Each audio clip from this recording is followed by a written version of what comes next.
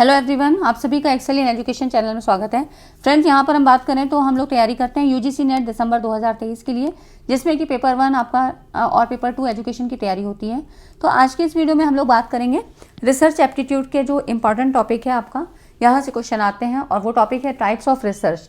यहाँ से क्वेश्चन जरूर आते हैं और टाइप्स की बात करें तो यहाँ पर 30+ करीब जो है आपके टाइप्स ऑफ रिसर्च हैं, जिसमें आपको इतने कम समय में, क्योंकि अब आपके पास 60 दिन भी पूरे नहीं हैं, 6 दिसंबर से आपके एग्जाम होने हैं और उसके पहले कितने सारे जो है डिस्टर्बेंस हैं वो अलग बात है। ठीक है, तो यहाँ पे बहुत सारे टाइप्स की बात है, जिसमें अब आपको पूरे ऐसे नहीं पढ़ सकते हैं कि हम एक एक टाइप्स को पूरा डिटेल में पढ़ें।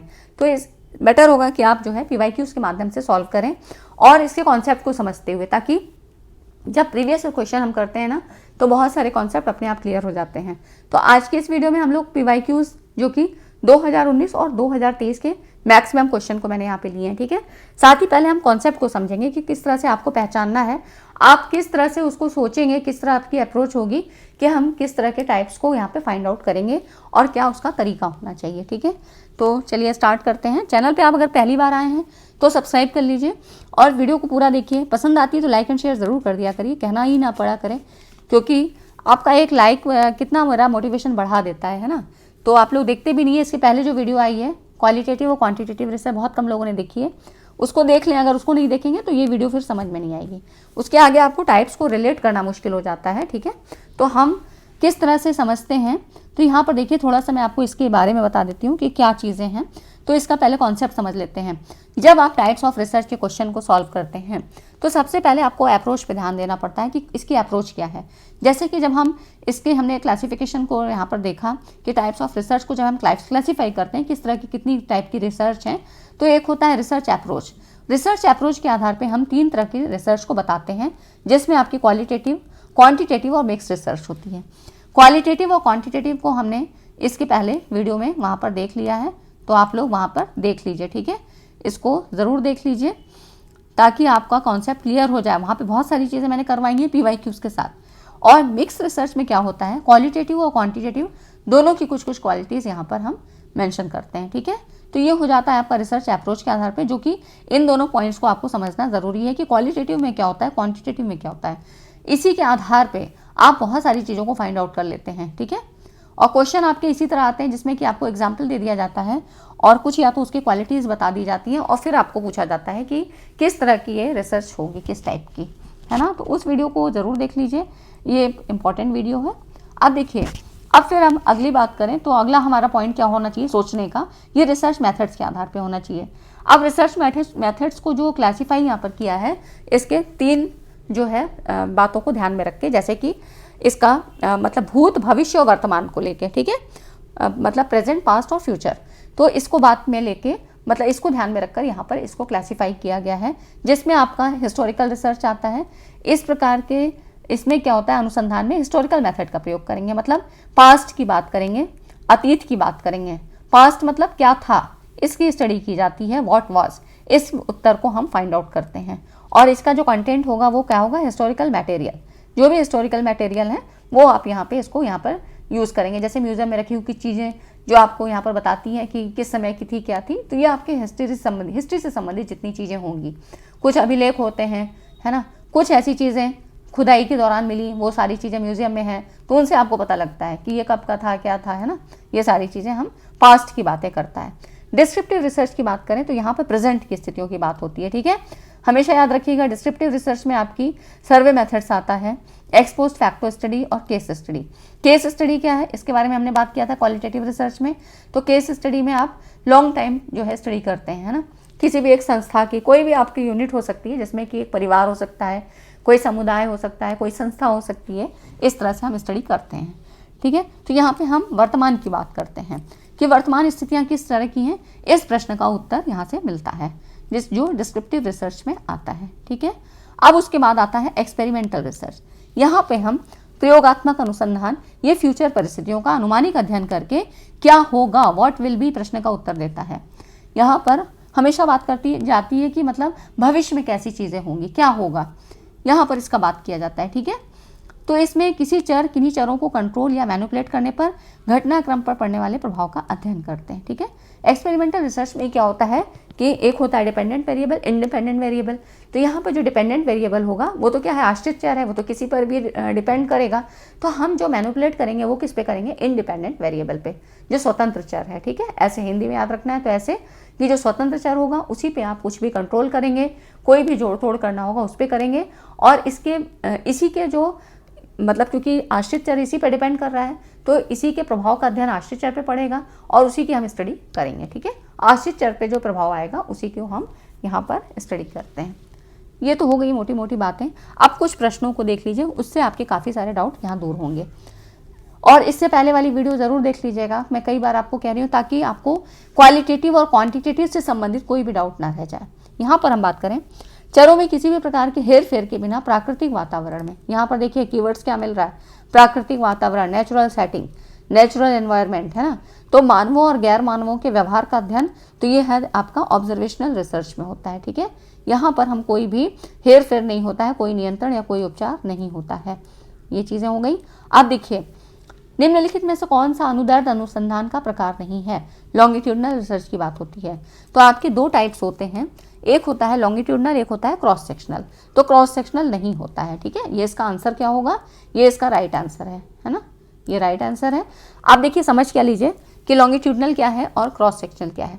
लॉन्गिट्यूडनल जैसा कि नाम है लॉन्ग, इसमें लंबे समय तक एक ही वेरिएबल के बार बार ऑब्जर्वेशन शामिल होते हैं, जैसे कि हिस्टोरिकल मेथड। सबसे अच्छा उदाहरण केस स्टडी में आप किसी भी परिवार का आप कुछ समय अंतराल पे यहाँ पर मतलब किसी भी परिवार का या संस्था का या समूह में या किसी व्यक्ति की हम कोई भी परेशानी, कोई भी उसके डिसीज की जो है स्टडी कर रहे हैं, तो वहाँ पे कुछ समय के अंतराल पे एक ही व्यक्ति का बार बार ऑब्जर्वेशन लेते हैं।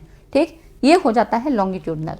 क्रॉस सेक्शनल में क्या है, एक निश्चित समूह में प्रत्येक व्यक्ति के लिए एक न्यूनतम माप, जैसे कि निश्चित समय की बात कह रहा है, एक किसी स्कूल में कोई हेल्थ सर्वे होना है, तो एक क्लास का कोई भी क्लास है, 6 क्लास की क्लास है, यहाँ पर हमें बच्चों का वेट और हाइट दोनों चीज़ें लेनी है। अब ये क्लास है, यहाँ पर एक बच्चा ये है, इस तरह से करके बहुत सारे बच्चे हैं। ठीक है, 35 to 40 बच्चे हैं। इन सारे बच्चों का एक ही समय में, है ना, एक पर्टिकुलर समय में इसका भी लेंगे, तो इस तरह से वेट और हाइट हम मेज़र करते हैं। ठीक, तो ये क्या हुआ, एक ही पर्टिकुलर समय पे बहुत सारे बच्चों का हमने किया, ये हो जाता है क्रॉस सेक्शनल। ठीक है, इस फिगर को ज़रूर याद रखिएगा। लॉन्गिट्यूडनल में क्या हो जाता है, लॉन्ग टाइम तक चलता है ना। तो ये हो जाता है क्रॉस सेक्शनल। एक आपका आ रहा है प्रोस्पेक्टिव क्या है, इन टर्म्स को भी समझ लीजिए। प्रोस्पेक्टिव में होता है भविष्यलक्षी, मतलब भावी समय के साथ व्यक्तियों का अनुसरण किया जाए और विशेषताओं या परिस्थितियों में चेंज आने पर जो भी उसमें चेंज आ रहा है उसके अकॉर्डिंग डेटा क्या हो जाएगा, उनका कलेक्शन किया जाए। ठीक है, तो ये हो जाता है प्रोस्पेक्टिव, समय के साथ चेंज होना, वेरी करना। रेट्रोस्पेक्टिव होता है, प्रोस्पेक्टिव बता दिया आपको, रेट्रोस्पेक्टिव क्या होता है, पूर्वव्यापी। ये सारे टर्म्स पूछे जा सकते हैं, इसलिए मैं आपको बता रही हूँ कि एक ही क्वेश्चन से आपकी बहुत सारी चीज़ें कवर हों। रेट्रोस्पेक्टिव क्या होता है, पूर्वव्यापी, मतलब पास्ट की हम बात करते हैं। यहाँ पर रेट्रो जो होता है ना, यहाँ पर हम इसमें पास्ट की बात करते हैं। ठीक है, और इसमें क्या है, भविष्य की बात कर रहे हैं। तो अतीत के बारे में जानकारी एकत्र की जाती है, मतलब यहाँ पर किसी का भी इंटरव्यू लेके हम उसकी पिछली घटना और जानकारी इन सबों को एकत्र करके यहाँ पे डेटा कलेक्ट कर रहे हैं। ठीक है, पास्ट की बात कर रहे हैं, तो ये हो जाता है रेट्रोस्पेक्टिव। ट्रेंड स्टडी क्या है, एक विशिष्ट पॉपुलेशन से डेटा कलेक्ट किया जाता है जो कि एक खास विशेषता बताता है।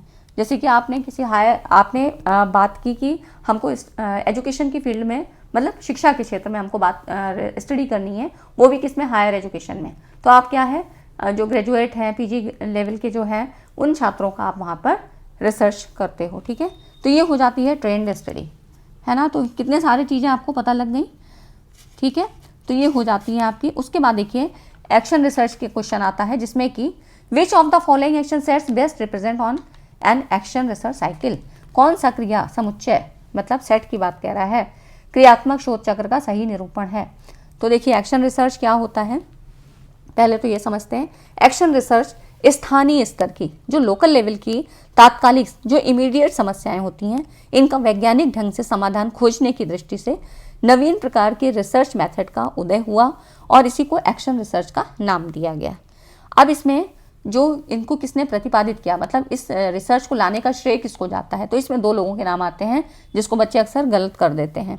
तो आप एजुकेशन वाले हों चाहे रिसर्च वाले हों, मतलब पेपर 1 देने वाले हों, तो आपको क्या है थोड़ा सा ये भी जानना चाहिए कि कुर्ट लेविन ने फील्ड थ्योरी, इनकी थी क्षेत्र सिद्धांत, इस संबंध को जो इनका एक्शन रिसर्च का था, इस यहाँ पे संबंध को यहाँ पर मेंशन किया था, बताया था इसके बारे में। ठीक है, तो सबसे पहले कुर्ट लेविन ने बताया था और इसको बढ़ावा किसने दिया था शिक्षा के क्षेत्र में, तो स्टीफन एम कोरे ने। ये आगे स्लाइड में आपको नाम मिल जाएंगे सारे, तो आप वहाँ से नोट कर लेना। ठीक है, तो जो सबसे आगे बढ़ाने का काम किसने किया, स्टीफन एम कोरे ने, और कुर्ट लेविन ने इसकी शुरुआत की थी। ठीक है, ये ऐसे याद रखिए। तो यहाँ पर देखिए इसका जो राइट आंसर होगा एक्शन रिसर्च का, plan, act, observe and reflect. ठीक, यहाँ पर आप देख सकते हैं ये एक्शन रिसर्च साइकिल होती है। ये एक्शन रिसर्च जब आप, जैसे कि मैंने जब बीएड किया था तो वहाँ पर ये एक्शन रिसर्च फाइल बनाई जाती है। ठीक है, वहाँ पर ये आपको प्रोसेस करना होता है, ये पूरी चीज़ आपको मतलब ऐसे ही बनाई जाती है, एक पूरा तरीका होता है, एक प्रोसेस होता है। ये प्रोसेस है आपका जिसमें कि प्रॉब्लम फाइंड आउट करनी है, फिर इसके कारणों को पता लाना है, फिर हाइपोथेसिस बनती है, उसके बाद डिज़ाइनिंग की जाती है, आप कैसे बनाओगे, कैसे इसको जो है इसको सॉर्ट आउट करोगे, फिर रिजल्ट आपका क्या आया। ठीक है, उसका कुछ परिणाम निकला, कैसा निकला, वो चीज़ें आपको यहाँ बताई जाती हैं। तो ये होता है एक्शन रिसर्च, अगर आप लोगों ने किया होगा तो आपको पता होगा, है ना।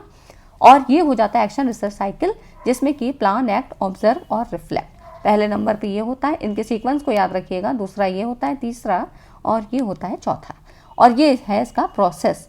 तो हो सकता है अब रिसर्च साइकिल ना पूछ के प्रोसेस पूछ ले। ठीक है, तो ये सारी चीज़ें इसीलिए आपको बता दी हैं, है ना, कि यहाँ पर एक प्लानिंग बनाते हैं, फिर एक्ट का मतलब है कि क्या क्या चीज़ें आप करोगे यहाँ पर, है ना, कैसे कहाँ से डेटा लोगे, क्या करोगे। ऑब्जर्व मतलब ऑब्जर्व करोगे। ठीक है, ये सारी चीज़ें इसके अंतर्गत आती हैं। तो यहाँ पर देख लें वही चीज़ें जो मैंने बताई हैं कि कुर्ट लेविन ने फील्ड थ्योरी में बताया था, और अनुसंधान को प्रतिपादित करने और बढ़ावा देने का स्टीफन एम कोरे को जाता है। ठीक, तो ये नाम आप याद रखिएगा। उसके बाद देखिए निम्नलिखित में से कौन सी शोध विधि परिकल्पना, परीक्षण और सामान्यीकरण पर जोर देती है, बल देती है ना। परिकल्पना, हाइपोथेसिस टेस्टिंग और जनरलाइजेशन की बात हो रही है, तो ये है आपका experimental and ex post facto research. Ex post facto क्या होता है, एक्सपोस्ट फैक्टो रिसर्च मतलब यहाँ पर हम प्रभाव की बात करते हैं, जब घटना हो जाती है, घटना घट चुकी है, उसके बाद उसके प्रभाव का अध्ययन किया जा रहा है। ठीक है, तो देखिए यहाँ पर प्रयोगात्मक और कार्योत्तर शोध विधि एक्सपोस्ट फैक्टो यहाँ पर इस पर बल देती है। परिकल्पना, परीक्षण, हाइपोथेसिस टेस्टिंग में जैसे कि आपके क्वेश्चन आते हैं Z test, T test, F test, है ना, ये सारे चीज़ें होती हैं, ये हाइपोथेसिस टेस्टिंग के लिए यूज़ की जाती हैं। तो एक्सपेरिमेंटल रिसर्च में कार्य कारण संबंध स्थापित किया जाता है, और इसमें 2 स्थितियों को संतुष्ट करना होता है। ठीक है, कॉज इफेक्ट की बात की जाती है। और एक्सपोस्ट फैक्टो में क्या है, घटने के बाद इसका शोध किया जाता है। तो ये हो जाता है, जैसे कि एग्जाम्पल से समझ लेते हैं। मान लीजिए कि माध्यमिक स्तर पर आपको अंग्रेजी माध्यम और हिंदी माध्यम वाले विद्यार्थियों के परिणाम का अध्ययन करना है, तो आप परिणाम की बात कर रहे हैं, तो मतलब जब आपका एग्जाम हो चुका और सारी एक्टिविटीज़ हो चुकी हैं, टेस्ट हो गया, एग्जाम हो गया, रिजल्ट आया, अब आप उसके अध्ययन कर रहे हो, मतलब जब हो चुकी घटनाएं सारी हो चुकी हैं, तब उसके प्रभाव का अध्ययन कर रहे हैं कि क्या फ़र्क था, हिंदी मीडियम वाले ज़्यादा अच्छे थे कि इंग्लिश मीडियम वाले ज़्यादा अच्छे थे, ये सारी चीज़ें। ठीक है, तो इसमें क्या होता है, एक्सपोस्ट फैक्टो में आपका डिस्क्रिप्टिव और कोरिलेशन का अध्ययन किया जाता है। डिस्क्रिप्टिव मतलब विवरणात्मक, कोरिलेशन सहसंबंध। ठीक है, तो कोरिलेशन के ही द्वारा हमें पता लगता है कि कौन सा वेरिएबल यहाँ पर किस तरह से उस पर प्रभाव पड़ा होगा, फिर उस घटनाओं का क्या परिणाम यहाँ पर हुआ है ना। ये हो जाता है एक्सपोस्ट फैक्टो रिसर्च। ठीक, इतनी चीज़ें, अगर इतनी बातें आपको समझ में आई तो वीडियो को लाइक ज़रूर कर दें। लाइक करने वालों की संख्या पता नहीं बहुत कम रहती है। नहीं अच्छा लगता है तो आप बता सकते हैं कि हाँ नहीं अच्छा, मुझे नहीं समझ में आया। ठीक, अच्छा अब देखिए अगला क्वेश्चन है केस स्टडी। केस स्टडी के बारे में मैंने बहुत पढ़ा है, तो ये क्या होती है, in depth examination of a subject and it's related condition. ठीक, ये इसका, तो यहाँ पे पी अंक की परिभाषा देख लीजिए। केस स्टडी किसी इकाई मतलब यूनिट से मतलब होता है वो व्यक्ति हो सकता है, परिवार, संस्था, सांस्कृतिक समूह या संपूर्ण समुदाय, इसका अन्वेषण और विश्लेषण की पद्धति होती है। ठीक, तो ये आप इंग्लिश में भी देख सकते हैं, है ना। अब देखिए अगला क्वेश्चन है पार्टिसिपेंट ऑब्जर्वेशन। पार्टिसिपेंट और नॉन पार्टिसिपेंट 2 तरह के ऑब्जर्वेशन होते हैं ऑब्जर्वेशन रिसर्च में। तो ऑब्जर्वेशनल रिसर्च में हमने कल पढ़ा था, जिसमें हमने क्वालिटेटिव और क्वांटिटेटिव की जब हमने बात की थी तो एथनोग्राफिक के बारे में बात की थी, है ना। तो यही हो जाती है पार्टिसिपेंट, जहाँ पर रिसर्चर खुद इसमें इन्वॉल्व होके उस ग्रुप में शामिल होकर वहाँ की एक्टिविटीज़ को, क्रियाकलापों को, उनके धर्म, संस्कृति और ये सारी चीज़ों को समझने का प्रयास करता है, ठीक है, जिससे कि उन लोग को भी पता नहीं लगता है। और जो क्या होता है, सारी चीज़ें हमें नेचुरल सेटिंग में ही पता लगती हैं। अगर आपको ऐसा पता लगे कि कोई हमारा ऑब्जर्वेशन कर रहा है तो क्या होगा, आपकी एक्टिविटीज़ ही बदल जाएंगी, है ना, कि कोई हमें ऑब्जर्व कर रहा है, तो आपको क्या है, नेचुरल सिचुएशन में नहीं रह पाओगे। ये हो जाती है एथनोग्राफिक रिसर्च में, है ना। तो यहाँ पर देखिए, क्रियाकलापों में वह स्वयं हाथ बटाता है और उनके व्यवहार का परीक्षण करता है। तो इस तरह से वो एक एक्टिव मेंबर की तरह वहाँ काम करता है। अगला क्वेश्चन, निम्नलिखित शोध अध्ययनों में से किसमें सामान्यीकरण के निरूपण की अपेक्षा व्याख्या और अर्थ पर अधिक ध्यान दिया जाता है? सामान्यीकरण के निरूपण की अपेक्षा की बात कह रहा है, बस खाली घुमाने के लिए ये चीज़ें यहाँ पर आपको डाल दी हैं। यहाँ पे बात ये कह रहा है कि व्याख्या और अर्थ पर, तो व्याख्या और अर्थ कहाँ पर होगी, जहाँ हिस्टोरिकल होगा, ठीक, फिलोसॉफिकल होगा या आपका एथनोग्राफी होगा। यहाँ पर हम डिस्क्रिप्टिव या आपकी जो है इंटरप्रिटेशन यहाँ पर करते हैं, ठीक है। तो ये चीज़ें आपकी यहाँ पे राइट ऑप्शन आपका क्या है, फर्स्ट, थर्ड और फोर्थ है ना, ये हो गया, ठीक है। यहाँ पर देख सकते हैं आप। तो ये अब अगला क्वेश्चन देखिए, एक अध्ययन, यहाँ पे इस तरह से क्वेश्चन भी आते हैं, तनावपूर्ण जीवन से दिल का दौरा पड़ता है, ऐसा एक स्टेटमेंट निकल के आता है, तो इसको किसमें श्रेणीबद्ध किया जा सकता है ना। तो डिस्क्रिप्टिव में हमने क्या किया था, वर्तमान की बात की थी। यहाँ पर ये कह रहा है तनावपूर्ण जीवन से दिल का दौरा पड़ता है, ऐसा कहीं पर मतलब कुछ स्टेटमेंट निकल के आया, तो जिसमें इसकी सारी ही चीज़ों की बात होगी, है ना, क्यों हुआ, कैसे होता है, क्यों नहीं होना चाहिए या क्या कारण हो सकते हैं, सारी चीज़ों का इसमें व्याख्या की जाएगी। तो ये आपका एक्सप्लेनेटरी रिसर्च हो जाता है। अब इसमें क्या होता है, देखिए यहाँ पर तनावपूर्ण जीवन से दिल का दौरा पड़ता है, तो ये व्याख्यात्मक शोध की श्रेणी में आता है। व्याख्यात्मक शोध उन कारणों को स्थापित करने के लिए ओरिएंटेड है जो किसी विशेष घटना की उत्पत्ति करते हैं। ये एक प्रकार का क्या है, परिमाणात्मक शोध है ना, क्वांटिटेटिव रिसर्च है, जिसमें किसी घटना के क्यों, कब, कैसे का पता चलता है, ठीक। और इसमें क्या था, डिस्क्रिप्टिव में हम बात करें तो क्या था, वर्तमान की बात की जाती है ना, कोरिलेशन में सहसंबंध होता है। तो ये सारी चीज़ें आपकी। आप देखिए अगला क्वेश्चन है, quantitative research is also called the, मात्रात्मक शोध क्या होता है। तो इसमें हमने जो बात की थी उसमें स्ट्रक्चर और अनस्ट्रक्चर्ड की भी बात की थी, क्वालिटेटिव और क्वांटिटेटिव, है ना। सारी चीज़ों को मैंने एक ही चीज़ बहुत डिटेल में बताया था और वही सारी चीज़ें आपसे क्वेश्चन में पूछी जाती हैं। तो उस वीडियो को ज़रूर देखिए, बहुत कम लोगों ने देखी है, तो फिर डाउट आपके क्लियर नहीं होंगे, है ना। तो यहाँ पर देखिए, जो क्वान्टिटेटिव रिसर्च है ये आपकी क्या है, एथनोग्राफी में तो नहीं आती है, अनस्ट्रक्चर्ड भी नहीं है, डिस्क्रिप्टिव भी नहीं है, ये आपकी स्ट्रक्चर्ड अप्रोच होती है, ठीक है। यहाँ पर इसमें प्रयोज्यों को देखिए, यहाँ पर जो आपके सब्जेक्टिव्स हों इनको पहले से सूचना दी जाती है कि वो अध्ययन में हिस्सा ले रहे हैं, है ना। ये चीज़ एथनोग्राफी में तो नहीं थी, जो कि क्वालिटेटिव था। संबंध तथा अंतःक्रिया की विषय वस्तु का निर्धारण, नियंत्रण किया जा सकता है, ठीक। और इस उपागम की सहायता से सही मापन, क्योंकि यहाँ पे क्वांटिटी के रूप में मतलब हमको डिजिट और सांख्यिकी डाटा हमको यहाँ पे सांख्यिकी विश्लेषण यहाँ पे किया जाता है, मतलब सही मापन यहाँ पर किया जाता है, ठीक। अगला क्वेश्चन, और फ्रेंड्स वीडियो को लाइक जरूर करें क्योंकि अब ये आज का आखिरी क्वेश्चन है। अब देखिए, प्रयोगात्मक शोध आधारित अध्ययनों में सांख्यिकी विश्लेषण के लिए निम्नलिखित में से किस चर पर विचार किया जाता है। अब ये कौन सा हो सकता है, तो देखिए सांख्यिकी विश्लेषण की यहाँ पे बात कर रहा है ना, किस चर पे विचार किया जाएगा, तो ये आपका किस में सारी चीज़ें होंगी, ये एक्सपेरिमेंटल रिसर्च की बात हो रही है, ठीक है। एक्सपेरिमेंटल रिसर्च में आपको मैंने पहले ही बताया था, डिपेंडेंट और इंडिपेंडेंट की बात होती है। तो हम जो भी कोई मैनिपुलेशन करेंगे, जो भी जोड़ तोड़ कुछ भी करेंगे, तो वो किस में करेंगे, जो स्वतंत्र होगा, है ना। जो खुद ही दूसरे पे आश्रित है तो उस पर तो हम नहीं कुछ जोड़ तोड़ कर सकते हैं, तो जो स्वतंत्र है उस पर करेंगे। तो जो डिपेंडेंट होता है और इसी पर हम विचार करेंगे सांख्यिकी विश्लेषण के लिए, ठीक है। तो जो डिपेंडेंट वेरिएबल है यही हमारी सारी स्टडीज़ के लिए रिस्पॉन्सिबल होता है। तो प्रयोगात्मक शोध आधारित अध्ययन में सांख्यिकी विश्लेषण के लिए आश्रित चर पर विचार किया जाता है। आश्रित चर क्या होता है, वो चर होता है जिसके बारे में शोधकर्ता कुछ पूर्व कथन करता है। ये वही चर होता है जिसे प्रयोगकर्ता सावधानी पूर्वक निरीक्षण करता है और रिकॉर्ड करता है ना। क्योंकि इंडिपेंडेंट जो स्वतंत्र चर था उस पर तो हमने जो भी हमें मैनिपुलेशन करना था वो हमने कर दिया, अब इसका प्रभाव ही आश्रित चर पे पड़ेगा और इसी को ही देखा जाएगा कि अच्छा उस वेरिएबल में परिवर्तन करने पर इसका क्या प्रभाव इस पर पड़ रहा है। इन्हीं सारी चीज़ों को हम रिकॉर्ड करते हैं, ठीक। तो ये तो हो गई आपके टाइप्स ऑफ रिसर्च की कुछ चीज़ें, और कुछ और अभी जो बाकी हैं वो क्वेश्चन के थ्रू आपको करवा दी जाएंगी, ठीक है। तो अगर वीडियो अच्छा लगा है, समझ में आया, कुछ कॉन्सेप्ट क्लियर हुए, तो वीडियो को लाइक एंड शेयर करके ही जाइएगा, ठीक है। चलिए मिलते हैं अगली वीडियो में ऐसे ही इंपॉर्टेंट टॉपिक के साथ। और अभी मैं आपको वैलिडिटी और आपका विश्वसनीयता और वैधता, है ना, इसके बारे में हम बात करेंगे अगली वीडियो में, ठीक है। तो चलिए मिलते हैं अगली वीडियो में। Thanks for watching.